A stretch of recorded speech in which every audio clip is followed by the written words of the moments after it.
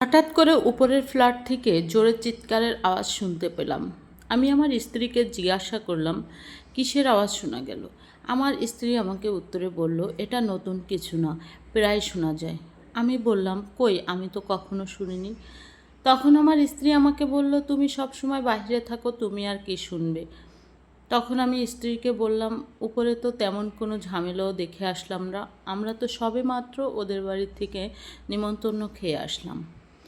উপরের ফ্ল্যাটের ভাড়াটিয়ার ছেলে নতুন চাকরি পেয়েছে, তাই আমাদের সবাইকে খুশি হয়ে দাওয়াত করে খাইয়েছে। আমরা খাওয়া দাওয়া শেষ করে সবেই 5 মিনিট হলো বাসায় আসলাম, কিন্তু তাদের ভিতরে তেমন কোনো মনোমালিন্যতা কিংবা গণ্ডগোল ঝামেলা কিছুই বুঝতে পারিনি। কিন্তু বাসায় আসার কিছুক্ষণ পরেই তাদের বাড়ির বৌমার চিৎকারের আওয়াজ শুনতে পেয়েছি। যাই হোক, তারপরে দেখলাম একদমই চুপ হয়ে গিয়েছে, কোনো সাড়া শব্দ নেই। কিছুক্ষণ পরে অনেক জোরে একটা কোনো কিছু ভাঙচুরের আওয়াজ শব্দ শোনা গেল। তখন আমি আবারও বললাম, কোনো একটা আওয়াজ শোনা যাচ্ছে। বলে আমি কথা না বললেই, যেহেতু আমি নিজেই বাড়িওয়ালা, তাই আমি ভাড়াটিয়ার সুবিধা অসুবিধা চিন্তা করে উপরের ফ্ল্যাটে গেলাম। গিয়ে জানতে চাইলাম কি হয়েছে। দরজা খুলেই মাসিমণি আমাকে বলল, কই, কিছু না তো, তেমন কিছুই তো হয়নি বাবা। তখন আমি আবারও চলে এসেছি। তার কিছুক্ষণ পরে আবারও শুনতে পেয়েছি খুব জোরে আওয়াজ, চিৎকার চেঁচামেচি হচ্ছে। আমি আবারও তখন আমার স্ত্রীকে বললাম, তুমি এবার চলো। আমার স্ত্রী কিছুতেই যেতে চাইছিল না, তারপরে জোর করেই তাকে নিয়ে গিয়েছি।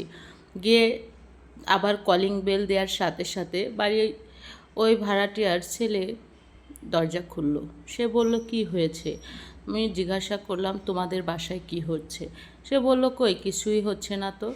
তখন আমি বললাম, আমি ভিতরে যাব, তোমার মায়ের সাথে কথা বলবো। ছেলেটা বলল, মা এখন পূজা করছে, আপনার সাথে কথা বলতে পারবে না। পুজো শেষ হলে আপনার সাথে কথা বলতে বলবো। আমি কোনো কথা না শুনে বললাম, তুমি সরে যাও বলে একরকম ধাক্কা দিয়েই ঘরের ভিতরে ঢুকে পড়লাম। গিয়েই যে বিষয়টা দেখলাম, আমি একদমই প্রস্তুত ছিলাম না। গিয়ে দেখি ফ্লোরে রক্ত পড়ে আছে। তারপরে আমি কোনো কথা না বলে দেখলাম ওদের ঘরের দিকে মেয়েটাও ফ্লোরের পরে পড়ে আছে। গিয়ে দেখি মেয়েটার মুখ বাঁধা এবং নাক মুখ দিয়ে অঝরে রক্ত বের হচ্ছে। বিষয়টা আমি একদমই স্বাভাবিক মনে করলাম না। জানতে চাইলে তারা নিজেরা খুব অভিনয় করে কান্নাকাটি করতেছিল। শুধু অভিনয় করতেছিল না, মেয়েটার হাজব্যান্ড, সে শুধু বিরক্তর স্বরে বলতেছিল, পারিবারিক ব্যাপার, ওনারা কেন এখানে এসে বিরক্ত করছে। আমি কোনো কথা না বলে দারোয়ানকে বললাম, নিচে গেট লাগিয়ে দাও।